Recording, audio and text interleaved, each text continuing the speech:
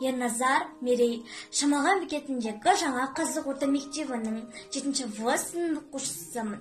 Мұқағали Мақатаев. Махаббат тағы маған қарамады. Қарамады, жанымды жаралады. Шамилау, білесің бе шын махаббат? Осылай қарамаудан жаралады. Мейлі ол қарамасын, түсінбесін. Осылай асқақ өмір кішіресін. Бастан ауып баратқан тау түсіне тағдырып көлеңкесін түсірмесін. Жаным-ау, күндер өтті, айлар өтті. Алаңсыз қайран өмір қайда кетті. Махаббат сәулесіне ұрындым мен. Махаббат өмірімді ойран етті.